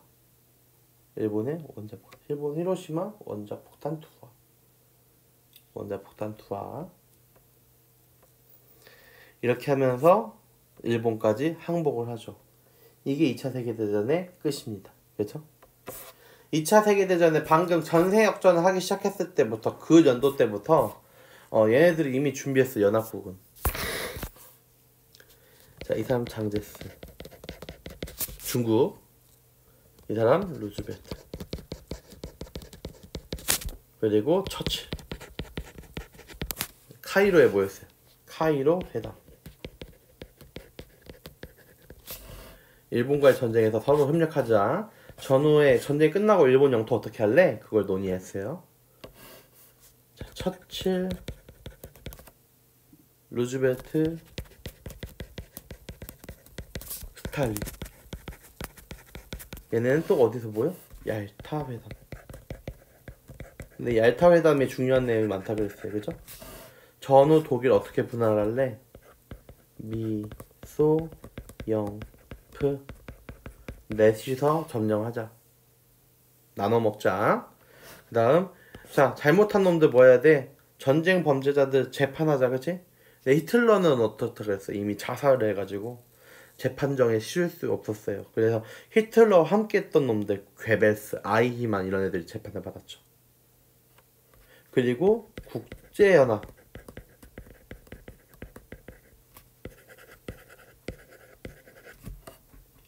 앞으로 전쟁이 또 있으면 돼? 안 돼? 안 돼. 국제연맹 유명무실했잖아. 그러니까 어떻게 해야 돼? 이제는 그런 한계 없이, 그런 한계가 없는 아주 완벽한 국제 평화기구를 만들어보자. 국제연합, UN. 그리고 이제 포츠담. 일본 어떻게 할까? 뭐 이런 얘기도 하고, 승리 후에 전공을 논의하자. 저희 대통령 누구였지? 루즈벨트가 아니라 갑자기 생각이 안 나네. 처칠, 스탈린, 중간에 대통령이 누구였는지 생각이 안 나네요. 이렇게 해서 세 개의 회담이 있었다. 카얄포 순서대로 해주세요. 자, 그리고 나서 이 아까 얘기했잖아요. 얄타 회담에서 얘기했던 부분, 그죠? 여기에서 이제 나오는 국제평화기구. 여기는 201페이지 참고하셔야 돼요. 그죠? 201페이지의 내용이 있으니까. 자, 여기는 국제연합. 얄타 회담 때 이거 만들자고 얘기했죠. 그래서 대서양 헌장이라는 게 있어요. 대서양 헌장. 대서양 헌장의 정신에 따라서 뭐 하자? 창설하자. 그럼 대서양 정신은 무엇일까? 대서양 정신은 영토를 뭐 하지 말자. 확대하지 말자. 이제 있는 것만 가지고 잘 살아잉. 그리고 우리 민족 알아서 우리 이제 식민지들 다 벗어나야 될 거 아니니. 독립해야 될 거 아니니. 민족 자결 이런 걸 규정한 대서양 정신에 따라서 창설된 게 국제연합 UN이죠. 네. 목표 국제 앞으로는 이제 평화롭게 지내자. 안전 유지하이. 그죠? 그리고 앞으로 뭐 하자? 서로서로 협력하자. 도와주자. 그리고 국제연맹과 달랐던 점. 국제연맹은 군사제재 수단이 없었죠. 하지만 얘네는 국제연합 평화유지군이 있다.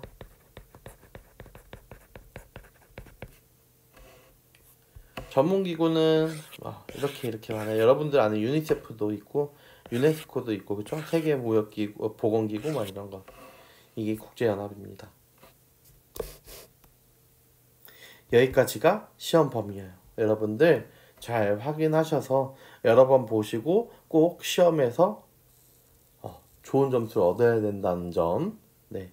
어려우니까 여러 번 보고 확인하셔야 된다는 점. 네. 그걸 다시 한번 당부드립니다.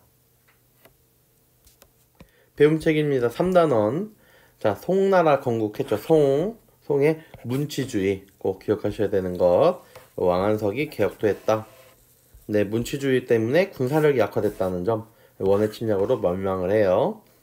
자, 송나라는 뭐 이렇게 농업기술성장, 도시성장, 교자라는 지폐가 있었다는 점. 그리고 성리학, 주희의 성리학. 우주의 원리와 인간의 본성탐구, 대의명분, 그리고 화의관 얘기했었습니다. 화약무기, 나침반, 활판, 인쇄술이 발명됐고요. 나침반이 사용되면서 해외로 해상무역이 많이 갔어요. 시박사라는 대무역 관리가 있었죠. 그죠? 시박사.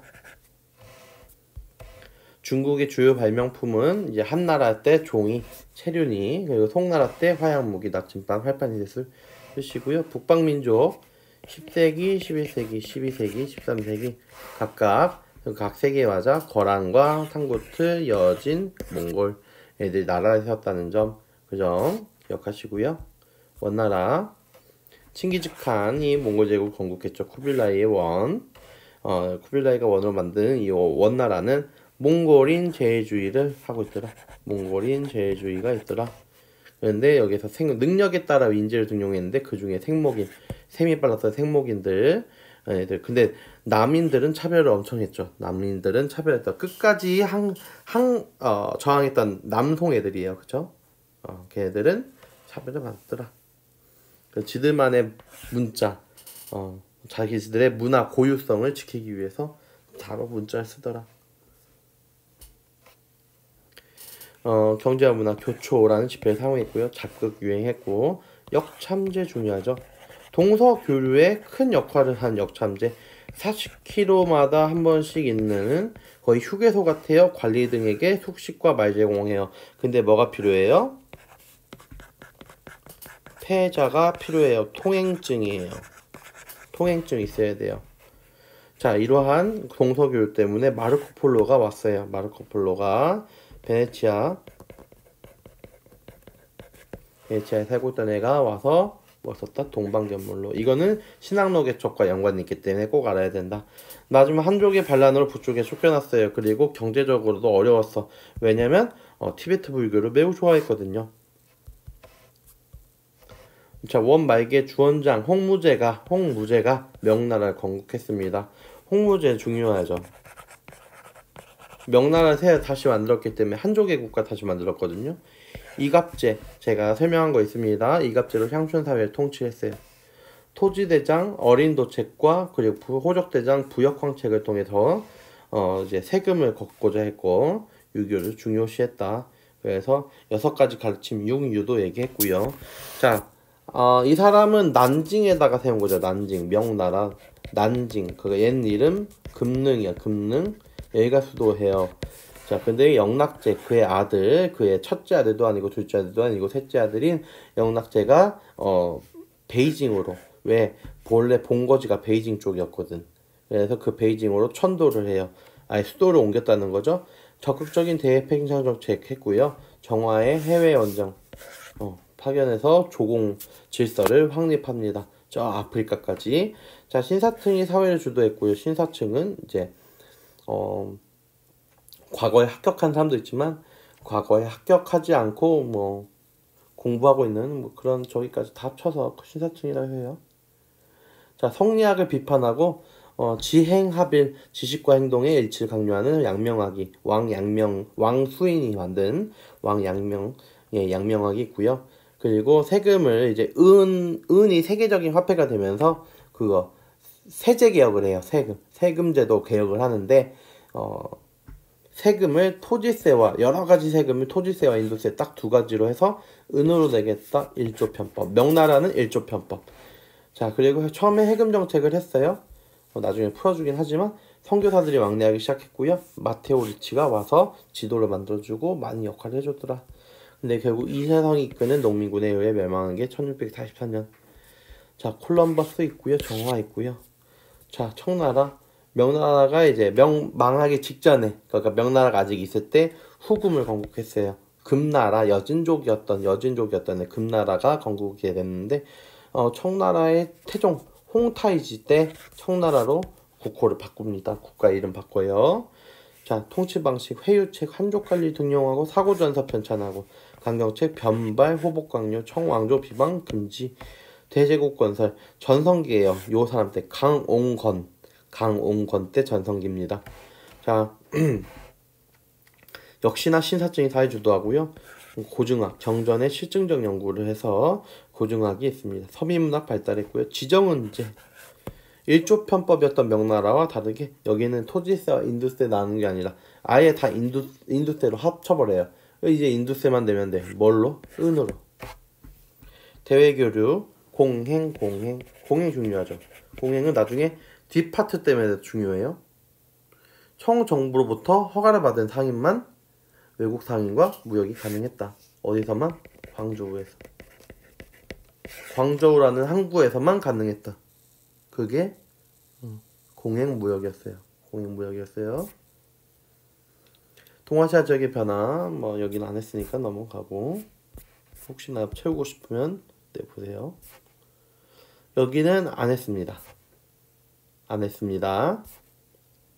네, 여기에 합쳐. 신앙록의 척. 마르코 폴로의 동방견물록이 이 동방에 대한 호기심을 증대시켰고, 후추, 동방산물 전래된 것 때문에 후추를 먹고 싶어해서 동방과의 직접 교류 탐구, 이슬람, 이탈리아 얘네들이 독점하고 있는 거를 비싸게 팔아 얘네 때문에, 그죠? 안 돼. 과학이 발달했으니까 가능했고, 주도 국가는 포르투갈과 에스파냐나. 자, 배경도 되는 거예요. 포르투갈과 에스파냐가 적극적으로 신앙로 개척을 했기 때문에 신앙로 개척이 이루어졌다. 그게 배경이 돼요. 주요 인물 콜럼버스, 에스파냐의 지원을 받았던 이탈리아 사람, 마젤란, 최초 세계 일주. 인간적으로 이 사람 마젤란은 필리핀에서 죽었다 그랬죠. 그래서 사실 저 사람의 동료들이 도런 거다. 유럽 무역 중심지의 이동.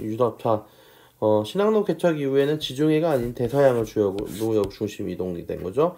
가격혁명, 아메리카의 금은능이 들어와서 물가 상승, 상업혁명, 자본 축적, 근대 자본주의 발달, 상업혁명, 고대 문명 파괴를 해요. 에스파냐의 아스테카 문명, 여기는 코르테스. 잉카는 피사로. 마야 문명도 있었죠. 마야 문명. 원주민의 삶이 파괴됐다. 노동력 착취, 전염병 이런 걸 다 알고 오니까 도대체 다 죽어나. 라틴 아메리카 경제에 문제가 계속 지속되고 있어요. 노예 무역으로 아프리카 전체가 고통받았고요. 절대왕정. 얘들 왕권 신수설이 정당화해줘요. 사상이. 관료제와 상비군, 각각 왕권을 뒷받침하는 정치 제도, 왕권을 뒷받침하는 군대. 자, 그러려면 이걸 유지하려면 돈이 많아야 되거든. 돈을 벌어야 돼. 수출 장려하고. 자, 보호무역이죠. 수출은 많이 해, 수입은 덜 해. 자, 대표적으로 에스파냐, 영국, 프랑스, 러시아, 프로이센이 네, 저희 대왕정하고 있고요. 펠리페 2세, 엘리자베스 1세, 루이 14세, 슈토르 대제, 고트리드 2세. 자, 이 내용들을 잘 기억하시면 되겠습니다.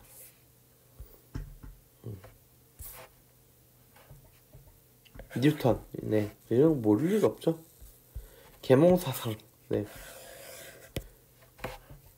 전통과 불합리한 제도를 다 바꿔야 된다. 그만해야 된다. 계몽사상. 볼테드 모테스키의 루소 중요합니다. 너무 중요해요. 너무 중요해요. 미국 혁명과 프랑스 혁명의 사상적 기반이 됐어요. 4단원. 자, 영국 혁명. 젠트리. 귀족과 자영농 사이 중소지주층. 근데 이제 얘네들이 청교도인이면서 다 어디 있어? 영국의 의회에 하원의 대다수를 차지하는 애들이에요. 하원, 젠트리. 그래서 하원에 있는 이 젠트리들과 이제 다 걔네들이 주도해서 이제 무슨 혁명이나 청교도 혁명이 일어나요. 청교도 혁명. 그 일어나기 전에 권리청원이라는 걸 찰스 1세는 스코틀랜드 애들이라 영국의 상황을 몰라. 의회 정책 몰랐어. 의회 승인 없이 세금을 거둘라 그랬어. 그러니까 권리청원. 우리는 그런 국가가 아니야. 이렇게 해서 사인해. 이렇게 된 거죠. 자, 청교도 혁명. 결국은 왕당파와 의회파가 싸워요. 의회파의 크롬웰이 이끄는 의회파가 찰스 1세의 청약 공화정 수립. 근데 독재를 했어. 항해법을 해서 네덜란드를 이제 돈 버는 꼴을 못 봐가지고 이렇게 했어. 크롬웰 사후 찰스 2세가 즉위했고 제임스 2세도 했는데 여전히 의회를 무시해 명예혁명이 일어났어. 자, 결과 권리장전. 아직도 모르는 친구가 너무 많았어요. 입헌군주제 토대를 마련했습니다. 영국은 입헌군주제, 미국 청교도인들이에요. 이주했어요. 나라가 혼란스러우니까. 자, 영국의 중상주의 정책 강화와 식민지 저항. 조지 1세가 조지 1세인가? 조지 몇 세야 갑자기 생각이 안 나네. 프랑스랑 전쟁하느라 돈이 없어가지고 그죠? 그때부터 간섭 안 했던 이 미국의 식민지에 간섭을 엄청나게 하기 시작해요. 그래서 벌어지는 사건, 보스턴 차 사건. 했어. 조지 워싱턴을 총사령관으로 임명해서 싸워요. 자, 근데 다른 나라 도와줘서 이깁니다. 파리 조약으로 독립을 인정받죠. 1783년에. 자, 연방제. 다른 나라 탐구. 자, 이 중요하다. 국민주권, 주권제민, 상권분립 원칙 이거를 규정한 헌법 제정했다. 민주공화국이다. 처음이다. 그렇다. 자, 정치 형태 했어요. 다. 선생님 수업 시간에 이거 다 했어. 쓰라고. 자, 미국의 발전. 네. 여긴 경제 차이가 너무 커요. 남부는 역시 면화재배, 대농장, 농사. 얘는 노예가 있어야 돼. 하지만 북부는 그럴 필요 없어. 공업 발달했거든. 여긴 기계가 있으니까 봤는데. 자, 남북 전쟁이 일어나요. 결국은 노예제 확대에 반대한 링컨의 대통령이 당선되거든. 그러니까 노예제 유지를 원했던 남부에서 7개의 주가 탈퇴를 해요. 7개의 주가 탈퇴를 해요. 그리고 바로 어딜 공격해? 북부 공격을 해.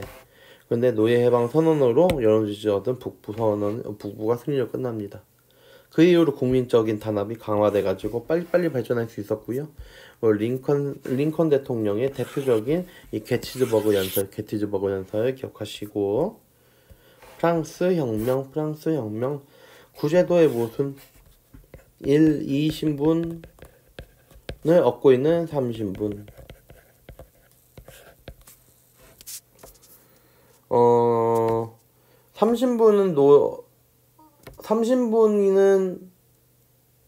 3신분은 세금을 겁나 많이 내고 1, 2신분은 세금을 안 내죠. 면세특권을 가지고 있는데 그럼에도 불구하고 3신분은 정치에 참여할 수 없었다. 이 구제도죠. 자, 3부의 소집 신분별 표결 방식에 자, 이건 루이 16세가 재정 문제 때문에 3신분에 소집한 거죠. 자, 근데 머릿속 표결하자고 했는데 이걸 이렇게 한다니까 제 3신분이 반발을 했어. 모르겠으면 앞에 보고 오세요, 영상. 자, 국민의회 결성했고요. 순서 국민의회 결성. 헌법 만들어줄 때까지 테니스 코트에서 벗어나지 않겠다. 국왕이 의회 탄압하니까 바스티유 감옥. 그 다음 인권선언 발표하고요. 루이 16세가 도망가다가 걸렸어요. 그래서 입법부에 만들어지고 새로운 헌법이 만들어졌어요. 오스트리아 프로이센이 혁명이 퍼질 걸 알고 혁명전쟁, 무서워서 혁명전쟁, 국민공예 수립 후에 루이 16세가 죽어요. 로베스피에르가 공포정치를 하죠. 그죠? 공안위원회 혁명재판소. 로베스피에르의 처형 후에 총재정부가 수립됩니다. 5명의 총재, 띨띨한 5명, 나폴레옹이 쿠데타를 일으킵니다. 나폴레옹 전쟁, 나폴레옹은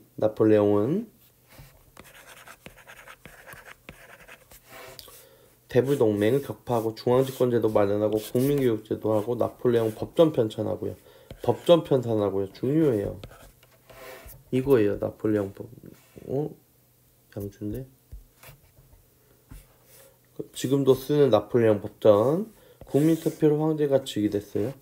네.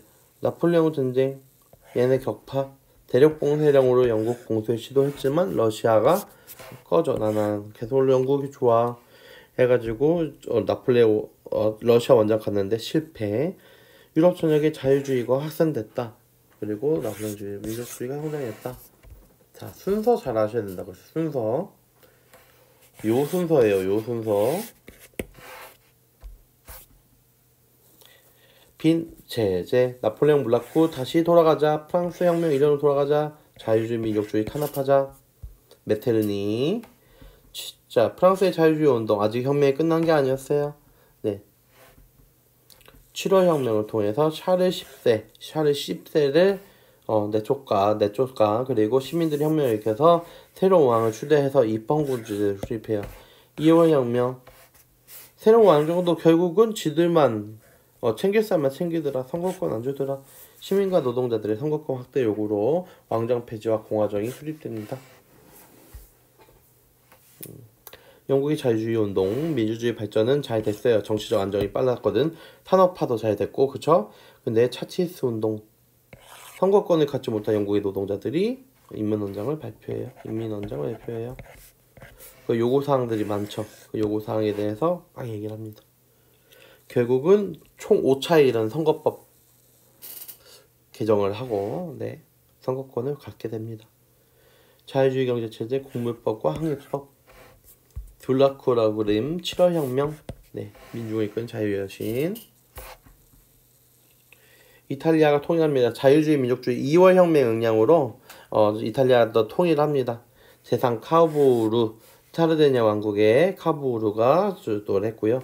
의용대, 가리발디가 이끌던 의용대가 시칠리아, 나폴리 다 갖다 바치죠. 독일 프로이센의 재상 비스마르크 너무 중요하다. 얘네도 중요하지만요. 얘네 다 중요한데.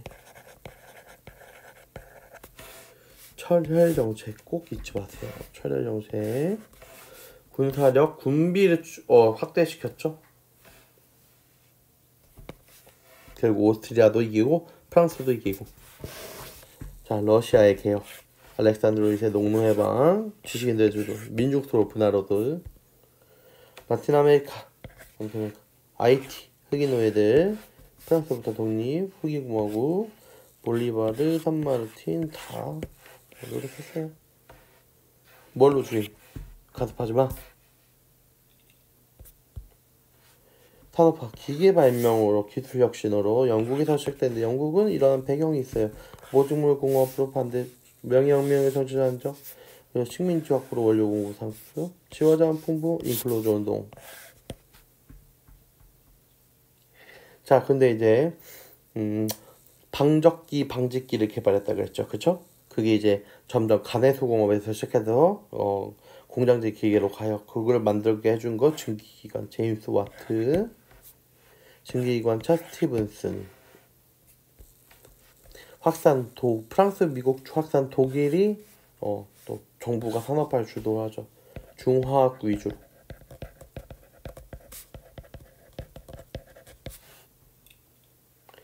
산업혁명 했다. 빅데이터 AI 지금이죠. 산업혁명 이후의 변화, 자본주의 체제가 애덤 스미스 보이지 않는 선이다. 사회 문제 발생하더라. 왜? 자본주의 때문에 발생한 거다. 그래서 빈부격차 발생, 도시 문제, 노동 문제, 그 러다이트 운동. 그러니까 이제 사회주의 출현, 자본주의 체제를 비판한다. 그래서 공동생산, 공동분배. 사회주의 사상가는 대표적으로 두 명 했죠. 마르크스와 오원. 그 중에 노동자의 투쟁 강조해서 자본주의 무너뜨려야 된다. 마르크스. 오원, 노동가와 자본가의 협동. 네, 잘 안 됐죠? 네, 잘 보고 쓰시고요. 라듐 발견, 큐리 부부, 엑스선 렌트겐이군요. 전구 에디슨, 진화론 다윈.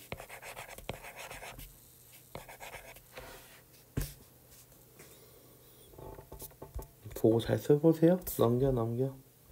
제국주의, 네. 사회진화론이 정당화해준다는 거 말고 또 있죠?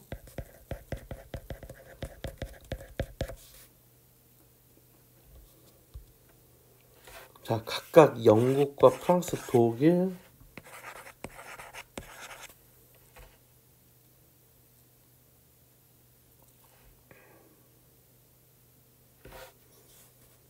파쇼다 사건, 횡단 정책과 종단 정책이 충돌했죠. 프랑스 양보를 합니다. 영국, 프랑스, 다 아시아, 태평양, 네덜란드, 그리고 별표, 미국. 자, 독일도 있죠. 독일.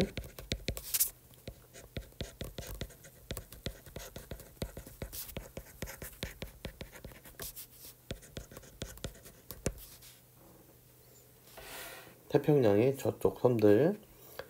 베를린 회의를 했어요. 아프리카 분할 원칙에 합의를 했고 각각 수단, 에티오피아, 베트남, 필리핀, 인도네시아에 이렇게 민족운동. 민족운동을 내가 안 했었구나. 참 안 해도 돼요? 여기 안 합니다. 안 합니다. 네.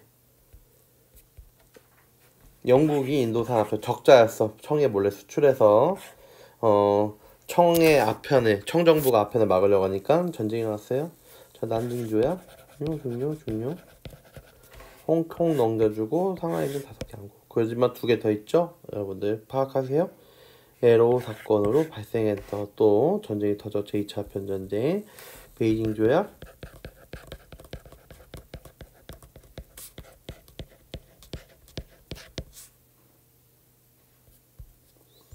중국의 근대 완동. 아주 잘 나와있어요.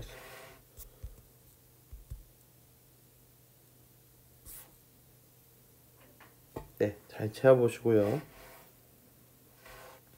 순서대로 써보자.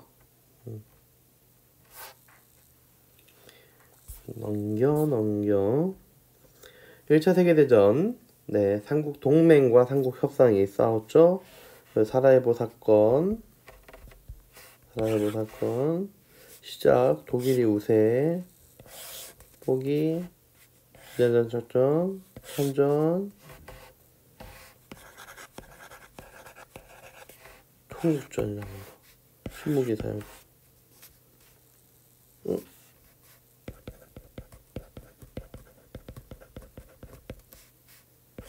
창호전도 있다는 거.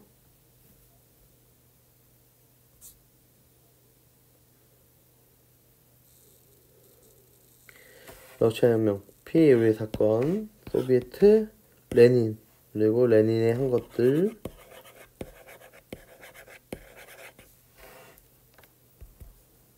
스탈린. 네. 베르사유 체제, 파리 강화 회의로 미국 윌슨 대통령 민족 자결주의 중요하다고 했어요. 베르사유 체제 성립, 베르사유 조약. 배우 보수적이야. 자, 유명무실한 인스나 많아. 자, 뭐야? 국제 연맹.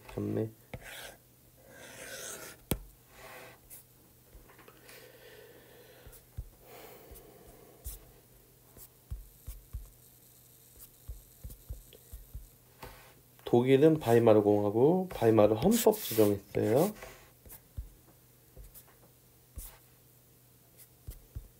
대공황, 뉴딜 정책 했어요. 영국, 프랑스 블록 정책.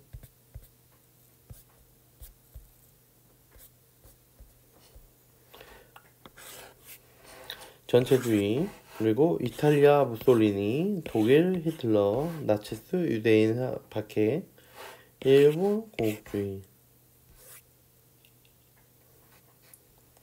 네, 잘 보세요. 2차 세계대전, 폴란드를 침공하죠. 하와이지만 한국.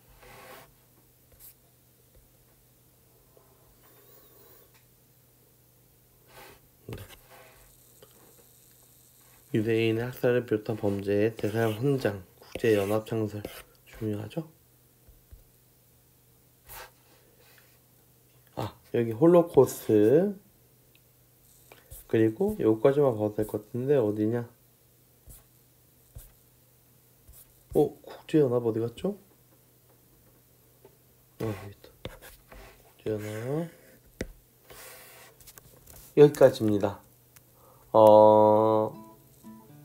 되짚어보는 배움책은 선생님도 너무 피곤하고 지금 졸리기 때문에 조금 너무 대충한 감이 있지만 미안하지만 저도 지금 새벽 5시이므로 새벽 5시에 아직도 깨어있고 거의 졸음이 몰려오는 지경이기 때문에 여기까지 하도록 하겠습니다. 여러분 영상 여러 번 보시고 공부 열심히 하셔서 우리 좋은 점수 받아봅시다. 인간적으로 쉽게 내려고 노력은 했어요. 근데 이 뒷부분은 여러분들이 너무 어려워하긴 해요. 그래서 최대한 노력했으니까 잘 풀어보았으면 좋겠습니다. 딱 아니다 싶으면 아닌 거예요. 네. 이게 정답이다 싶으면 그걸로 몰고 가시고요. 여러분들은 성공할 수 있다고 제가 꼭 생각합니다. 그럼 고생하셨고 좀 길어졌을 거예요. 근데 좀 빠르게 돌려보거나 안 볼 부분은 그냥 빨리빨리 넘기셔서 최대한 빨리빨리 보시길 바랍니다. 그럼 안녕.